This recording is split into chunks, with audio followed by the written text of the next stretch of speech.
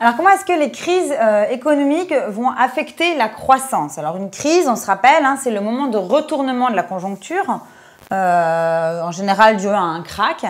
Et donc, à ce moment de retournement de la conjoncture, on va avoir une baisse plus ou moins brutale de la production, une hausse du chômage, de la déflation, etc., etc. Donc, pour comprendre comment les crises économiques vont affecter la croissance, il faut se poser deux questions.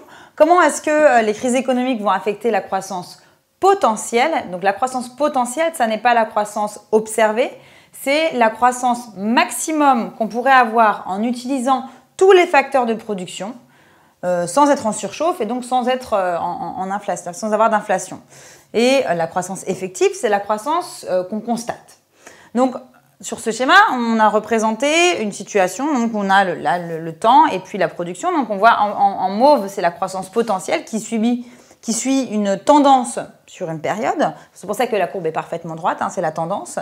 Et en vert, la croissance effective qui est moins régulière, qui est sujette à des fluctuations. C'est pour ça que la courbe est très irrégulière. Donc on voit que tant qu'on est dans une période normale, où il n'y a pas de crise, où on a une période d'expansion, on a une augmentation de la croissance plus ou moins régulière, mais qui fluctue autour de la croissance potentielle. Au moment de la crise, on va avoir un décrochage de la croissance effective par rapport à la croissance potentielle. Pourquoi? Parce qu'on va avoir une brutale interruption de la production, du chômage, une réduction de la consommation, etc., etc. Et ça va créer un cercle récessif. Hein. Si on a moins de consommation, on va avoir moins d'investissement, par exemple.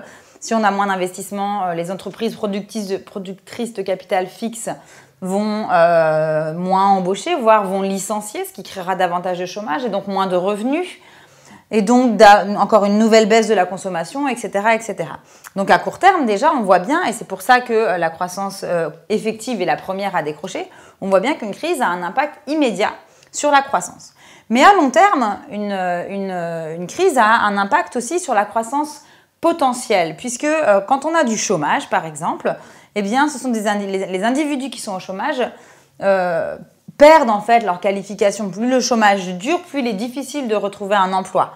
Et donc, ça va produire une réduction, ça va aboutir à une réduction de la population active ou à une perte des qualifications des individus, ce qu'on appelle un phénomène d'hystérèse. Par ailleurs, les entreprises ne vont plus investir, donc à mesure que leurs équipements deviendront obsolètes, elles n'auront pas prévu le renouvellement. Donc, elles seront moins efficaces de même dans la production.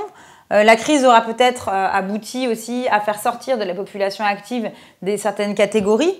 Par exemple, à faire partir les personnes âgées plus jeunes, à faire partir les femmes, qui sont en général les premières à quitter le marché du travail, bien contre leur gré, mais parce que ce sont les premières qu'on renvoie ou dans un couple qui font le choix de quitter le marché du travail. S'il y a une crise, s'il y a du chômage, etc. Donc la croissance potentielle va être affectée à long terme. Et si la croissance potentielle est affectée à long terme, évidemment, la croissance effective, même si, comme je vous l'ai montré sur la courbe, elle a tendance à se rapprocher au fil du temps de la croissance potentielle, la croissance effective va aussi être affectée par la crise. Donc la crise, elle a des effets immédiats sur la croissance effective. Tout de suite, on a une baisse de la croissance. Mais à moyen et long terme, elle aura aussi des effets sur les potentialités de croissance d'une économie qui affecteront en retour les possibilités de croissance. Donc les facteurs structurels de la croissance sont affectés aussi à long terme. Donc on a un aspect conjoncturel dû à la crise et un aspect structurel dû aux conséquences de la crise sur les pertes de qualification, le manque d'investissement, etc., etc., qui font qu'une crise affecte durablement la croissance économique.